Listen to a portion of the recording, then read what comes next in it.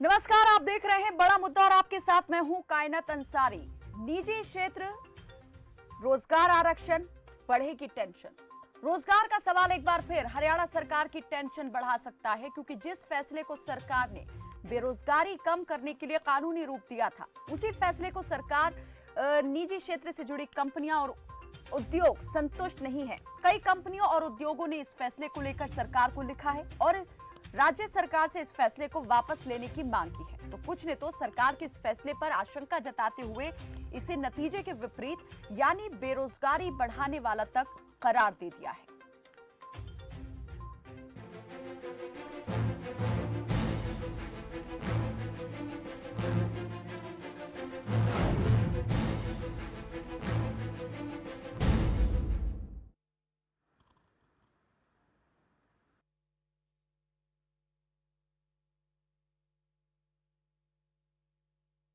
निजी क्षेत्र में रोजगार आरक्षण का फैसला अभी कुछ वक्त पहले ही सरकार ने दिया था, जिसने टेंशन एक बार फिर से सरकार की बढ़ा दी है, क्योंकि कुछ निजी उद्योगों ने इसको लेकर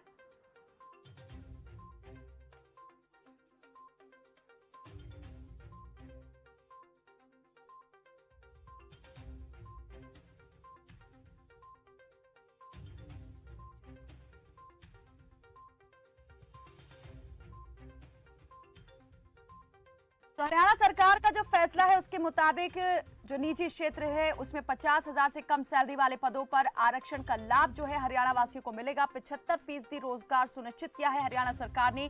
निजी क्षेत्र में लोकल लोगों को नौकरी में 75% नौकरी की गारंटी सरकार ने दी है। सिर्फ नॉन टेक्निकल नौकरियों में ही मिलेगा 75% आरक्षण। 50,000 से कम सैलरी वाले पदों पर मिलेगा इस आरक्षण का लाभ। हालांकि अब इसको लेकर निजी क्षेत्र से जुड़ी कई कंपनियों और उद्योगों ने सरकार के फैसले को गलत बताया है और इसे वापस लेने की मांग की है, असंतुष्टि जाहिर की है और कहा है कि इससे रोजगार बढ़ेगा नहीं बल्कि और कम होगा। तो बेरोजगारी दर के मामले में हरियाणा देश भर में पहले नंबर पर है। सरकार ने शायद इसी बात को ध्यान में रखते हुए और समस्या के समाधान के लिए रोजगार में आरक्षण का फैसला लिया और उसे कानूनी रूप दिया, जिसके तहत हरियाणा के लोगों के लिए निजी क्षेत्र की नौकरियों में 75% आरक्षण का रास्ता साफ किया गया। लेकिन सरकार के फैसले से निजी कंपनियों के बीच खलबली मच गई है। ये डर बढ़ता जा रहा है कि कंपनियां राज्य से पलायन करना शुरू कर देंगी। कई कंपनियों और उद्योगों ने इस फैसले के संबंध में सरकार को लिखा है और सरकार से इस फैसले को वापस लेने की मांग की है। वहीं नेस्कॉम यानी national association of software and service companies ने हरियाणा सरकार को चेताया है कि सरकार का ये फैसला उनके लिए मुफीद नहीं है। इससे स्टार्टअप दूसरी जगहों पर पलायन कर सकते हैं। ऐसी कंपनियां जो दूर नहीं जाना चाहती, वो नोएडा, ग्रेटर नोएडा और दिल्ली का रुख कर सकती हैं। यहां तक कि कंपनियां बेंगलुरु भी पलायन कर सकती हैं, क्योंकि कर्नाटक की राजधानी को इस तरह की कंपनियों का हब माना जाता है। नेस्कॉम का कहना है कि स्टार्टअप को सरकार से संरक्षण की जरूरत है, ना कि उनके ऊपर बेवजह का दबाव डाला जाए। जॉब रिजर्वेशन स्टार्टअप की सेहत पर प्रतिकूल असर डालेगा। फैसला हरियाणा के लिए प्रतिकूल होगा। ऐसा होता है तो सूबे में नौकरी अपने आप कम हो जाएगी। वहीं पंजाब के सीएम कैप्टन अमरिंदर सिंह ने भी लोकल को आरक्षण देने के फैसले का विरोध किया है। उनका कहना है कि भारत एक देश है, वो खुद इंडिया फॉर इंडियंस की थ्योरी में विश्वास रखते हैं और उद्योग के क्षेत्रीयकरण के सरकार के फैसले का प्रतिकूल असर होगा। प्राइवेट नौकरियों में 75% आरक्षण देने के हरियाणा सरकार के इस फैसले को लेकर अब एक बार फिर से जो है चर्चा जो है वो शुरू हो चुकी है। निजी क्षेत्र इस फैसले को लेकर काफी असमंजस की स्थिति में है कि अगर सरकार का ये फैसला उसके कहे अनुसार लागू होता है तो फिर उनके सामने टैलेंट और स्थानीय लोगों को नौकरी देने के बीच जो है चुनाव करना बेहद मुश्किल हो जाएगा, क्योंकि अभी तक जो है जो निजी क्षेत्र है, स्टार्टअप है, वो योग्यता के आधार पर ही नौकरियां देते आए हैं। लेकिन यहाँ पर एड्रेस के हिसाब से नौकरी देना उनके लिए मुश्किल भरा फैसला हो सकता है।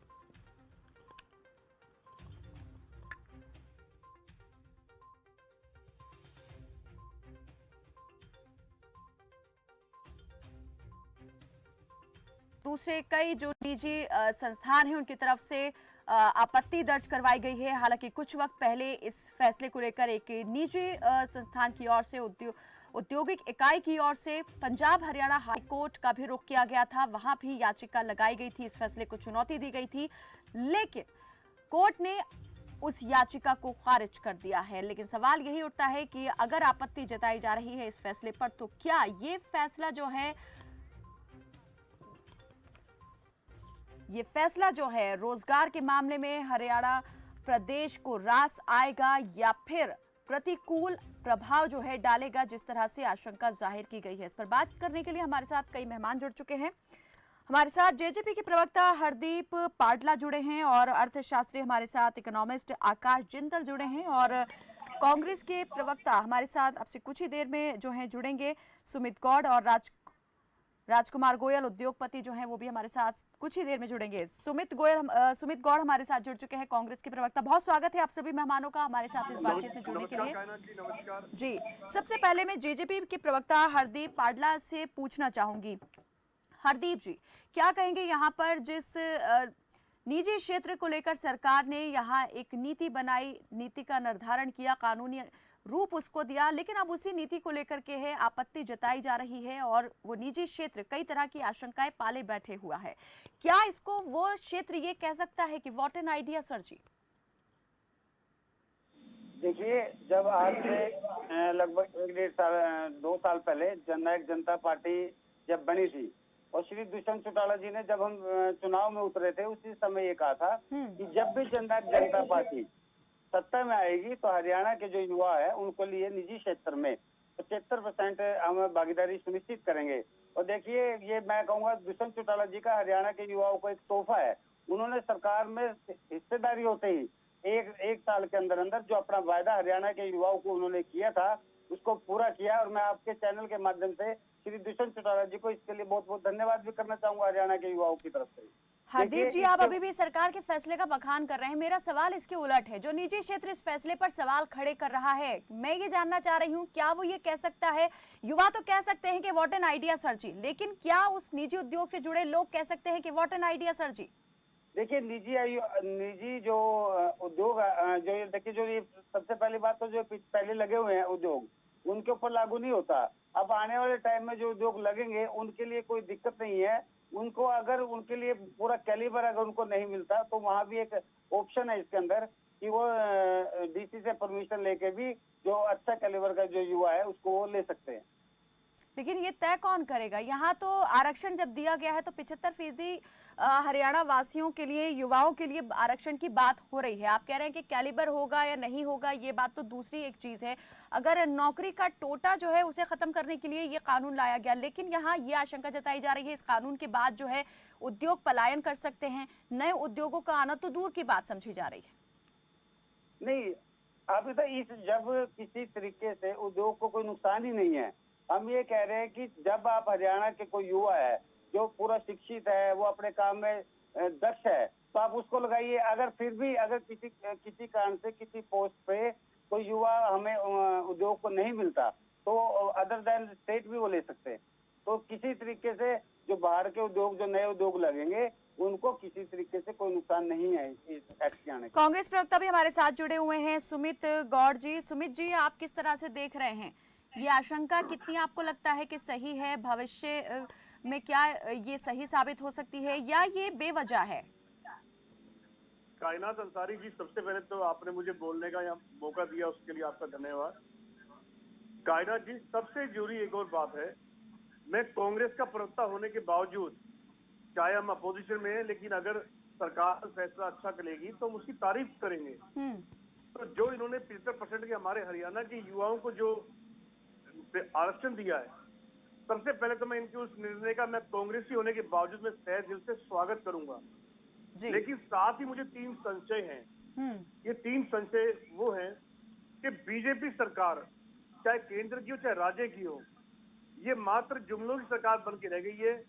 इन्हें घोषणाएं तो करनी आती हैं, बड़ी से बड़ी भी, लेकिन इन्हें उनको क्रियान्वित करना नहीं आता, क्योंकि ये एक दिशाहीन सरकार है। अब देखिए, क्योंकि अब राजनीतिक क्षेत्र में होने के नाते हमारा उद्योग वालों से भी मिलना होता है और बेरोजगार युवाओं से भी मिलना होता है, किसानों से भी मिलना होता है, सभी से मिलना होता है। उद्योगों के वालों के मन में एक संशय हमेशा रहता है हरियाणा के युवाओं को लेके, उनके स्किल्स को लेके।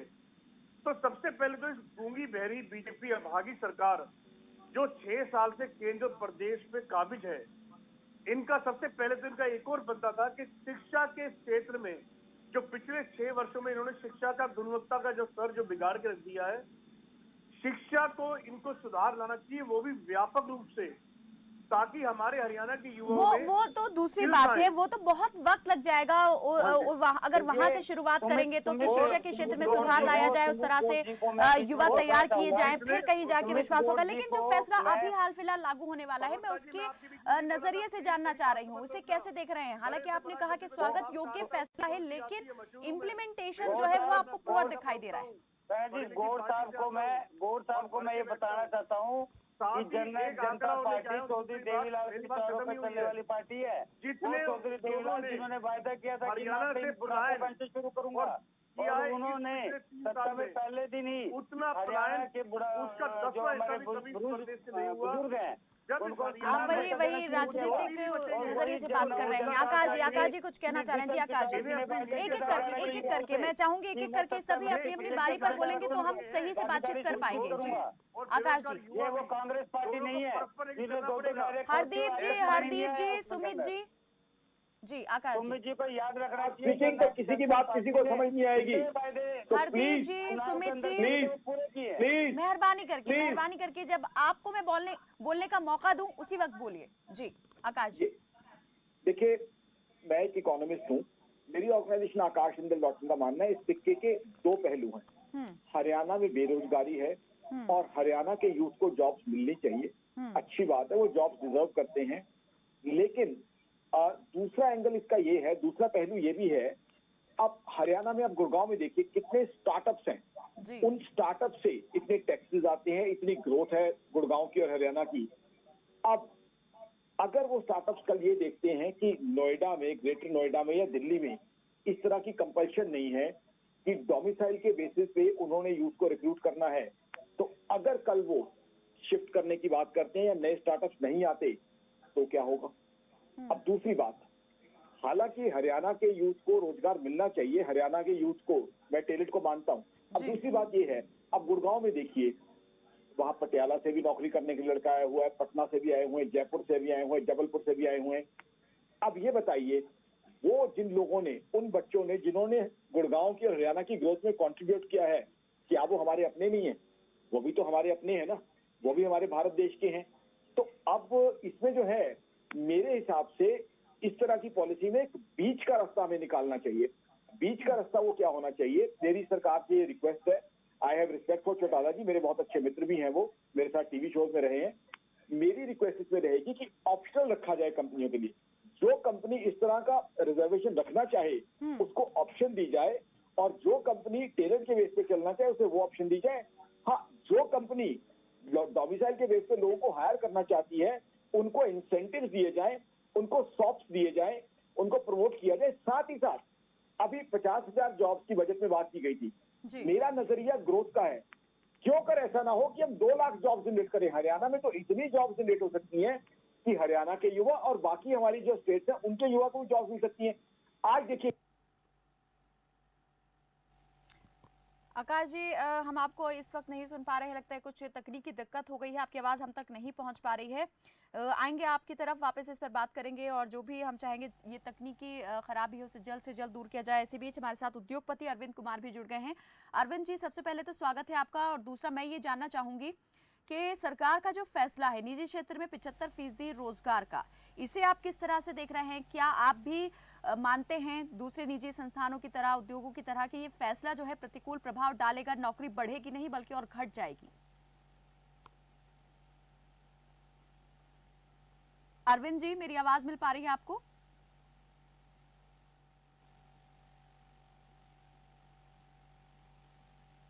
चलिए, लगता है हमें नहीं सुन पा रहे हैं अरविंद कुमार जी, उनसे भी हम जल्द संपर्क साधने की कोशिश करेंगे। कांग्रेस के प्रवक्ता सुमित गौड़ हमारे साथ जुड़े हैं।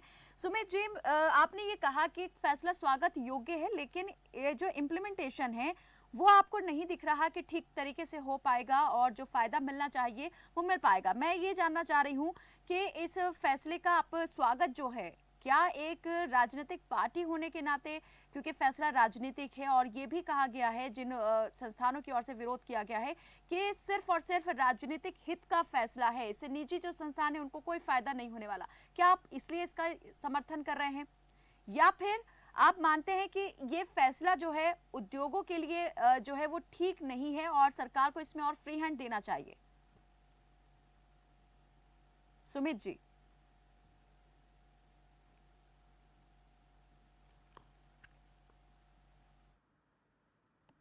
सुमित जी, मेरी आवाज मिल पा रही है आपको?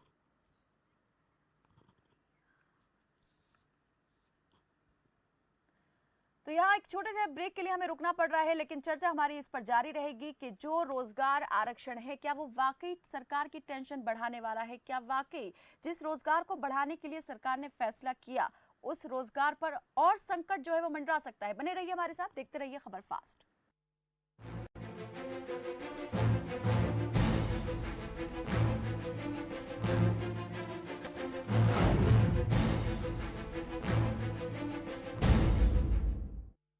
एसिडिटी, गैस, खट्टी डकार, पेट फूलना और कब्ज, ऐसे में मेरी सलाह है अंग्रेजी दवाओं से, विभिन्न प्रकार के टेस्टों से परेशान हैं या डॉक्टरों से, किसी भी प्रकार के रोगों के समाधान के लिए एक बार आइए नाड़ी वैद्य काया क्लब और पाइए अपने सभी रोगों का आयुर्वेद में सही इलाज। Chinar Fabrics, a stylish and fashionable, a complete menswear. Chinar Fabric.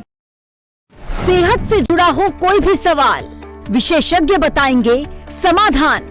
कैसे रहें निरोग और स्वस्थ। आपका डॉक्टर अब नए समय पर, रोजाना दोपहर 1:55 पर, सिर्फ खबर फास्ट पर।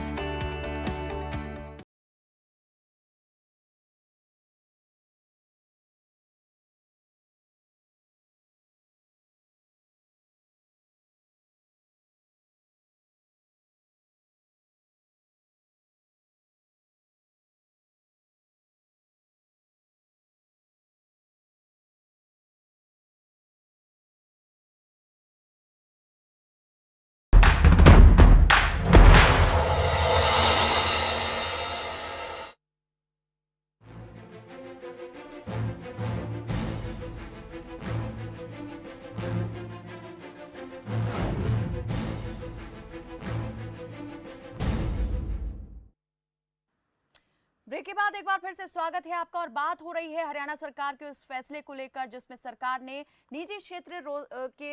निजी क्षेत्र में रोजगार आरक्षण की गारंटी दी थी और 75% आरक्षण जो है वो स्थानीय लोगों को दिया था। लेकिन अब इसी आरक्षण को लेकर सवाल पैदा हो रहे हैं कि ये रोजगार के संकट को घटाएगा नहीं बल्कि और बढ़ा देगा। कई मेहमान हमारे साथ यहाँ पर जुड़े हुए हैं और एक बार फिर से उनका तारुफ आपसे करवा देते हैं। जेजेपी के प्रवक्ता हमारे साथ हरदीप पाडला जुड़े हुए हैं, प्रवक्ता कांग्रेस के जो है वो सुमित गौड़ हमारे साथ जुड़े हुए हैं, इकोनॉमिस्ट आकाश जिंदल हमारे साथ जुड़े हैं और उद्योगपति अरविंद कुमार भी हमारे साथ जुड़े हैं। एक बार फिर से आप सभी का बहुत स्वागत है। और आकाश जी, मैं आपसे जानना चाहूंगी, बीच में हम बात कर रहे थे लेकिन किसी तकनीकी खराबी की वजह से बात अधूरी रह गई थी।